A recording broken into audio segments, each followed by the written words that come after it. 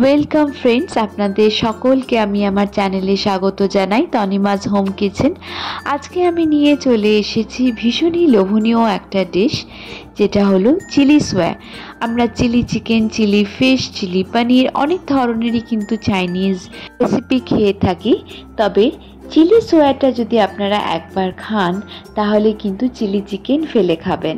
ছোট থেকে বড় সবারই কিন্তু ভীষণই ভালো লাগবে এই রেসিপিটা। আজকে আপনাদের সাথে শেয়ার করে নেব চিলি সোয়ার রেসিপি এবং এটা বানাবার একেবারেই সঠিক পদ্ধতি। তাহলে চলুন শুরু করা যাক আজকের রেসিপি। এখানে আমি নিয়েছি 500 গ্রাম সয়াবিন। সয়াবিনগুলো আমি এই সাইজেরই নিয়েছি, মিডিয়াম সাইজের। এরপর আমি এখানে কিছু সবজি কেটে নেব। আমি এখানে একটা ক্যাপসিকাম নিয়েছি। ক্যাপসিকামগুলোকে আগে ফালা করে আমাদের একটু বড় আকারে এরকম কেটে নিতে হবে। এরকম চৌকো মতন কেটে নিলে কিন্তু যে কোনো চিলি সোয়া বা চিলি চিকেন বলুন, এতে সবজিগুলো এভাবেই কিন্তু কেটে নিতে হয়। আমি এখানে একটা ক্যাপসিকামেরই ব্যবহার করেছি, আপনারা আপনাদের পরিমাণ অনুসারে কিন্তু সবজি ব্যবহার করে নেবেন। এরপর আমি এখানে পেঁয়াজ নিয়েছি দুটো। পেঁয়াজের যে মুখটা আছে সেটাকে এভাবে কেটে এটাকে আমি 4 ফালা করে নেব। 4 ফালা করে নিয়ে আমি হাতে করে কিন্তু খোসাগুলোকে এভাবে ছাড়িয়ে আলাদা করলেই কিন্তু আমার চৌকো আকারের পেঁয়াজ হয়ে যাবে। পেঁয়াজগুলো কিন্তু আমাদের এভাবেই এই আকারেই রাখতে হবে।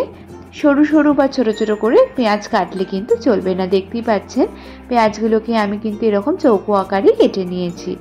এরপর আমি এখানে নিয়েছি কিছু কাঁচা লঙ্কা, আর আমি এখানে একটা টমেটোর ব্যবহার করে নিচ্ছি। টমেটোটা একেবারে অপশনাল, এটা আপনারা দিতেও পারেন নাও দিতে পারেন, যেহেতু সসের ব্যবহার হবে। টমেটোগুলো কিন্তু আমি এখানে ডুমো ডুমো করে সাইজে কেটে নিলাম। এরপর আমি এখানে কড়ার মধ্যে জল ফুটিয়ে নিয়েছি, গরম হয়ে গেছে জলটা। তার মধ্যে আমি সোয়া চাংসগুলোকে দিয়ে দিলাম। এবার এটাকে 2 মিনিট মতন ফুটিয়ে নেব। ফোটাবার পর ভালো করে জলটাকে আমাকে নিকড়ে এভাবে ড্রাই করে কিন্তু আমাদেরকে রেখে দিতে হবে। একটা ম্যারিনেশন তৈরি করার জন্য আমি এখানে আদা রসুন পেস্ট দিয়ে দিলাম। 2 টেবিল স্পুন আমি এখানে ময়দা ব্যবহার করে নিচ্ছি, আপনারা এর জায়গায় আটার ব্যবহারও করতে পারেন। আর আমি এখানে নিয়ে নিলাম 1 tablespoon cornflour, 1/4 tablespoon লঙ্কা গুঁড়ো, আর আমি এর মধ্যে নিয়ে নেব 1/2 টেবিল স্পুন নুন। ভালোভাবে গোটাটাকে আমাদেরকে এখানে মাখিয়ে নিতে হবে সুন্দরভাবে। যেহেতু সামান্য একটু ময়েস্ট আছে সেদ্ধ করা সয়াবিনগুলো, তার জন্য কিন্তু খুব বেশি জলের ব্যবহার এখানে করবেন না। একটু ড্রাই করে কিন্তু ম্যারিনেশনটা আমাদের করে নিতে হবে। এরপর আমি এখানে সানফ্লাওয়ার অয়েল নিয়েছি, বেশ কিছুটা তেল আমি নিয়েছি। খুব ভালোভাবে তেলটাকে কিন্তু গরম হওয়ার জন্য রেখে দেবেন। ভালোভাবে গরম হওয়ার পর একে একে এভাবে আমি ম্যারিনেট করা সয়াবিনগুলোকে ছেড়ে দিলাম ভাজার জন্য। দেখতেই পাচ্ছেন আমি প্রথম ব্যাচে কিন্তু একে একে এভাবে ছেড়ে দিচ্ছি। একটু গ্যাপ রেখে রেখেই ছাড়ছি, আমি একসাথে অনেক বেশি দিয়ে দিচ্ছি না। দেখতেই পাচ্ছেন কি সুন্দরভাবে কিন্তু আমার ভাজাটা হচ্ছে, এবং একটু লাল লাল করে কিন্তু ভেজে নেবেন। 3 থেকে 4 মিনিট ভাজা করে ভেজে নিলে হয়ে যাবে। এরপর আমি ভালোভাবে তেলটা ছেঁকে আমি একটা পাত্রের মধ্যে তুলে নিলাম। একইভাবে কিন্তু আমাদেরকে সেকেন্ড ব্যাচের সয়াবিনগুলোকেও ভেজে নিতে হবে। ম্যারিনেট করা এই সয়াবিন ভাজাগুলো কিন্তু ডালের সাথেও খুবই চমৎকার লাগবে। সেকেন্ড ব্যাচটাও কিন্তু আমার একইভাবে ভাজা হয়ে গেল, দেখতেই পেলেন বেশ ক্রাঞ্চি হয়েছে কিন্তু সয়াবিন ভাজাগুলো। এরপর আমি সামান্য একটুখানি তেল নিয়ে নিলাম। তেলটা গরম হওয়ার পর কুচো করা আমি এখানে রসুন নিয়ে নিলাম, আর আমি 2টো শুকনো লঙ্কাকে চিড়ে এখানে দিয়ে দিলাম। রসুনগুলো কিছুটা ভাজা হয়ে যাবে। এরপর আমি একটা গোটা পেঁয়াজকে ছোট ছোট করে কুচি করে নিয়েছি। ভালোভাবে রসুনের সাথে কিন্তু আমাদেরকে পেঁয়াজটাকেও বেশ ভাজা করে নিতে হবে। তবে খুব বেশি লাল করে ভাজার প্রয়োজন নেই, মিডিয়াম ফ্রাই করলেই কিন্তু এটা হয়ে যাবে। এর মধ্যে আমি দিয়ে দিচ্ছি কেটে রাখা ক্যাপসিকাম আর কেটে রাখা আমাদের পেঁয়াজগুলোকে। এখানে ক্যাপসিকাম আর পেঁয়াজগুলো কিন্তু খুব বেশি ডিপ ফ্রাই করার দরকার নেই, একদম হালকাভাবেই কিন্তু আমাদের নাড়াচাড়া করলেই কিন্তু বেশ সুন্দরভাবে তৈরি হয়ে যাবে। এরপর আমি এখানে কেটে রাখা টমেটোটাও এর মধ্যে দিয়ে দিলাম। সবজিগুলোকে হালকা করে আমাদেরকে ভেজে নিতে হবে। যে কোনো চাইনিজ রেসিপি বানাবার সময় কিন্তু আমাদেরকে ক্যাপসিকাম আর পেঁয়াজ বা এগুলো কিন্তু একটু কম ভাজলেই ভালো। এর মধ্যে আমি স্বাদ মতো নুন নিয়ে নিলাম, 1/2 টেবিল স্পুন নুনের ব্যবহার করে নিলাম, নিয়ে মিক্স করে ভালো করে আমি আরও সুন্দর করে ভেজে নিলাম। এরপর আমি চাপা দিয়ে এটাকে 2 থেকে 3 মিনিট মতন একটু সবজিটাকে সেদ্ধ করে নেব।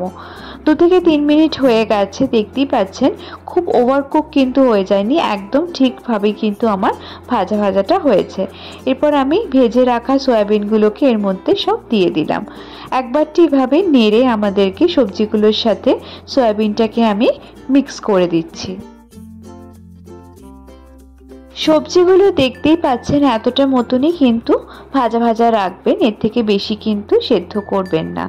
এরপর এখানে আমি ব্যবহার করে নিচ্ছি সস। 1 টেবিল স্পুন আমি এখানে টমেটো সস নিয়ে নিলাম, 1 টেবিল স্পুন আমি এখানে সয়া সসে ব্যবহার করে নিলাম, আর আমি এখানে শেজওয়ান সস নিয়ে নিয়েছি, এটাও আমি 1 টেবিল স্পুন মতো নিয়ে নিলাম। সমস্ত সসগুলোকে নিয়ে খুব ভালোভাবে কিন্তু সয়াবিনগুলোর সাথে এবং সবজির সাথে সুন্দরভাবে আমাদেরকে নেড়ে নিতে হবে। দেখবেন যেন সসগুলো খুব ভালোভাবে মিক্স হয়। আমি একটুখানি এভাবে কড়াটাকে একটু টস করে নিচ্ছি যাতে সবজিগুলো আর সয়াবিনগুলো সসের সাথে খুব ভালো করে মিক্স হয়ে যায়। এখন একেবারেই কিন্তু আমার এটা ড্রাই হয়ে আছে। এর মধ্যে আমি নিয়ে নিচ্ছি 3 থেকে 4টে মতন চেরা কাঁচা লঙ্কা, আর এখানে 1/2 কাপ জলের ব্যবহার করে নিলাম আমি, যাতে সামান্য একটু গ্রেভি মতন থাকে। 2-3 চামচ মতন আমি এখানে কর্নফ্লাওয়ার জলের মধ্যে গুলে দিয়ে দিলাম, এতে আমার গ্রেভিটা কিন্তু 1-2 মিনিট মতন ফোটালেই কিন্তু বেশ ঘন হয়ে যাবে গ্রেভিটা, আর মাখাও কিন্তু একদম হয়ে যাবে। যে কোনো চাইনিজ ডিশ কিন্তু খুব বেশি গ্রেভি ভালো লাগে না, একটুখানি ড্রাই কিন্তু ভালো লাগে। এটা আপনারা একদম ড্রাই স্টেটেও রাখতে পারেন, বা আমি যেরকম বানাচ্ছি সামান্য মতন এরকম গ্রেভিও কিন্তু রাখতে পারেন। এতে কিন্তু আপনারা রুমালি রুটি বা রাইসের সাথে, ফ্রাইড রাইসের সাথেও কিন্তু খেতে পারেন। খুবই সুন্দর লাগবে কিন্তু এই রেসিপিটা। তৈরি হয়ে গেল আমাদের কত সহজেই সয়া চিলি। মুখের স্বাদও চেঞ্জ হবে, এবং শুধু সয়াবিন রান্না নর্মাল যেভাবে আমরা করে থাকি সেভাবে না করে যদি এইভাবে একবার করে খান তবে কিন্তু ভীষণই সুন্দর লাগবে। ছোট থেকে বড় সবারই কিন্তু এই রেসিপিটা ভীষণ এনজয় করবে। আজকের রেসিপিটা যদি ভালো লেগে থাকে তাহলে কমেন্ট সেকশনে আমাকে জানাতে ভুলবেন না। ভিডিওটাকে শেয়ার করবেন, লাইক করবেন, চ্যানেলটাকে সাবস্ক্রাইব করবার অনুরোধ রইল। বেল আইকনটাকে ক্লিক করে রাখবেন যাতে আগামী পর্বে সমস্ত ভিডিও নোটিফিকেশন আপনাদের কাছে পৌঁছে যায়। আগামী পর্বে আপনাদের জন্য আবারও নিয়ে চলে আসবো একটা নতুন রেসিপি। ভালো থাকবেন, সুস্থ থাকবেন, ধন্যবাদ।